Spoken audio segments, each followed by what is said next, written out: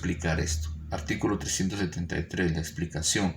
La contabilidad debe ser íntegra para que la misma sea confiable. Si no tiene tachaduras, si no tiene espacios, si se está realizando de forma cronológica nuestra contabilidad, eso provoca mayor confianza. Recuerden que nosotros como auditores, nosotros revisamos todo eso. Y de hecho, cuando nosotros encontramos una contabilidad con el primer espacio que encontremos, un espacio en blanco, ya eso nos da la pauta a decir, pues este sistema contable que están utilizando no está bien, porque ya faltamos al Código de Comercio sencillamente porque se dejó un espacio. No se debió haber dejado ningún tipo de espacio porque el Código de Comercio nos lo pide, nos lo obliga y dice que no debemos dejar ningún tipo de espacio. Sin embargo, lo primero que encontramos fue eso. Entonces, ya sea porque practiquemos el sistema contable o lo revisemos como auditores, nos va a dar confianza una contabilidad íntegra, sin raspaduras, sin tachaduras, sin el despliegue o quitar o despegar algunos folios. Eso nos va a provocar total desconfianza, ¿verdad? Entonces es parte importante de estos procesos. Artículo 374, balance general, estado de resultados.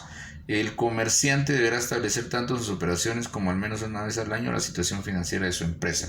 ¿A qué se refiere?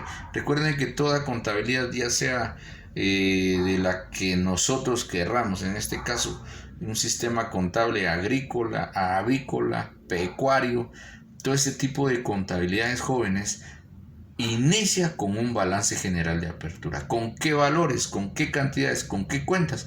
Con las cuentas específicas del sistema contable que se haya creado para ese tipo de empresas.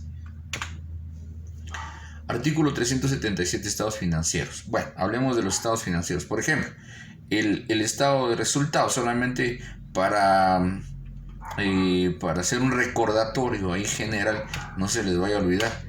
En el estado de resultados arrancamos con las ventas netas. Dice que aquí se anota el valor de las ventas brutas, a eso le restamos las devoluciones sobre ventas y a eso se le denomina ventas netas, ¿verdad? El costo de ventas es el costo de las mercaderías vendidas y se determina con la siguiente fórmula. Mercaderías 1, le sumamos las compras, a eso le restamos las devoluciones sobre compras, nos da la mercadería disponible, a eso le restamos la mercadería final de mercaderías, el inventario final de mercaderías, perdón, y nos va a dar el costo de ventas, ¿ya? Eso se aplica, sería la pregunta, ¿se aplica en una contabilidad agrícola? ¿Se aplica en una contabilidad ganadera? Recuerden que en su momento las mercaderías, pues se terminan los insumos en su momento se pueden convertir en mercaderías o si es una contabilidad ganadera, también podríamos considerar a los semovientes y todo eso. Entonces sí se puede considerar como costo de ventas todos estos procesos en ese tipo de sistemas de información contable. ¿Cuál es la utilidad en operación? Bueno, la utilidad en operación es ventas menos costo de ventas, un margen bruto menos gastos de operación, ganancia de operación. Y la utilidad del ejercicio, pues aquí tenemos un ejemplo. Las ventas netas menos costo de ventas, margen bruto, más otros ingresos de operación, menos gastos de operación, nos va a dar la ganancia en operación, menos gastos financieros, obviamente ahí nos va a dar la ganancia antes del impuesto, ¿verdad? Balance general. No se les va a olvidar que tenemos en el balance general están las cuentas de activo y las cuentas de activo se componen por las disponibilidades. ¿Cuáles son esas disponibilidades? Nuestra caja, nuestros bancos, eso es lo disponible. Y se le llama disponibilidades precisamente porque podemos disponer, valga la redundancia, de ello inmediatamente, ¿verdad? De hecho, la caja es más disponible que los bancos porque la caja pues sencillamente valga la redundancia, abro la caja y saco el dinero. Mientras que los bancos pues tengo que ir a hacer un cheque y lleva otro proceso.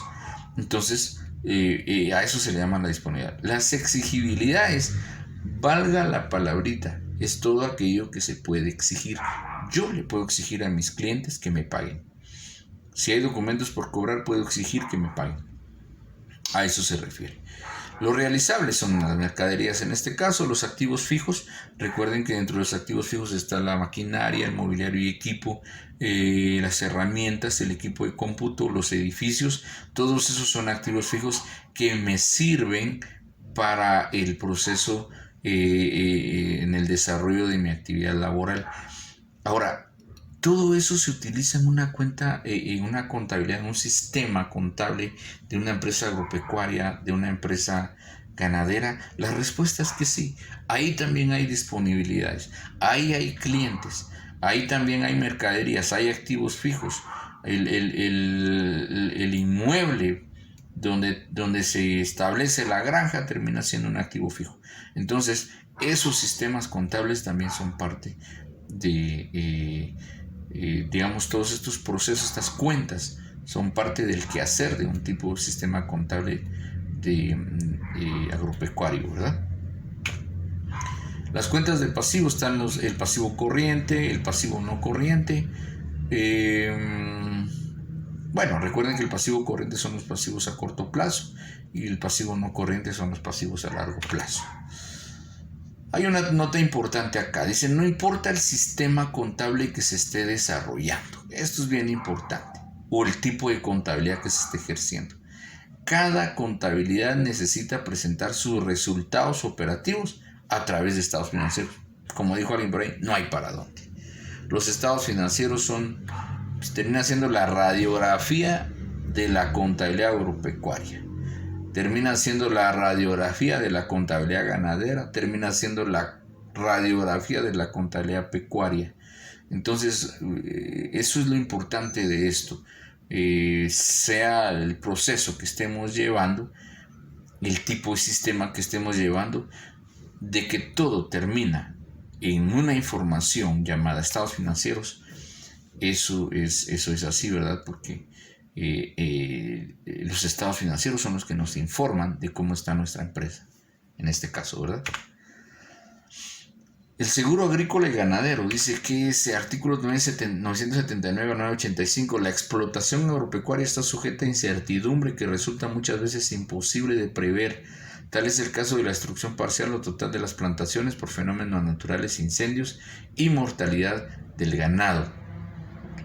Estos artículos de 985, precisamente del seguro agrícola y ganadero, pues ya tiene que ver específicamente en los procesos de los sistemas contables de este tipo de contabilidades, de una contabilidad agropecuaria, ¿verdad?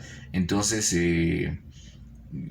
pues es necesario conocer todo esto para que en el momento que desarrollemos ese tipo de contabilidades o la revisemos, pues sepamos qué es lo que estamos haciendo, ¿verdad? Otras leyes aplicables, lo referente al aspecto laboral, dice que las empresas agropecuarias se encuentran regidas por el Código de Trabajo, no concerniente al aspecto de la forma de contratos de los bienes, la propiedad y demás derechos reales se rige por el Código Civil. Eso, jóvenes, es bien importante. El código de trabajo.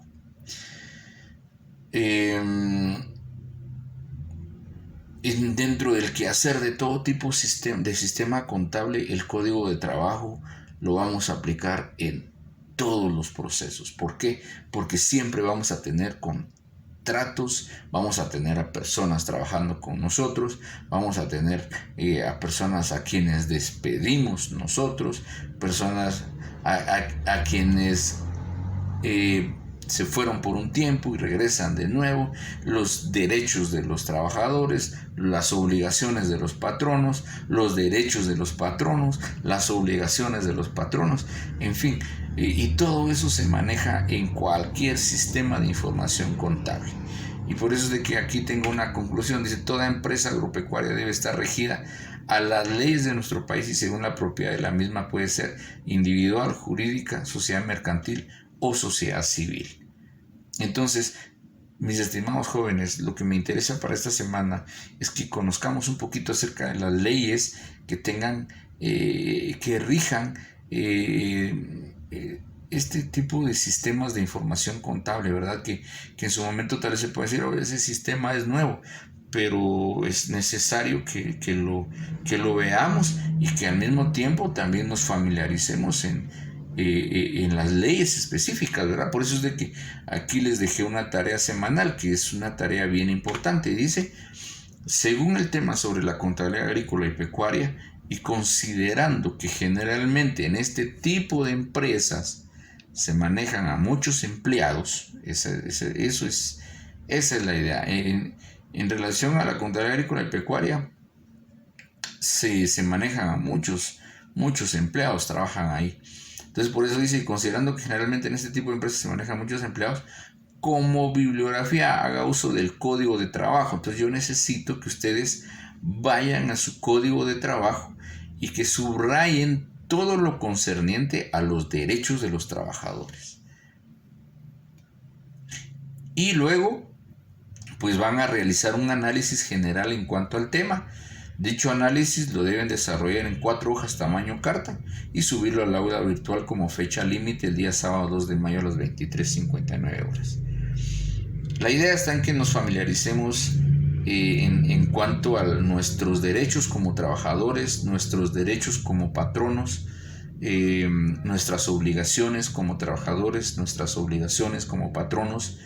Entonces como auditores, como futuros profesionales, sí es muy necesario y muy conveniente que conozcamos todo este proceso en cuanto a los derechos de los trabajadores se refiere. Entonces, por favor, descarguen el código de trabajo, hagan un análisis del mismo y un análisis general del mismo y en 4 hojas tamaño carta. Hay que subirlas al aula virtual, ¿verdad? Como fecha límite el sábado 2 de mayo a las 23:59 horas. Y muchas gracias, jóvenes, por su atención y que Dios los bendiga.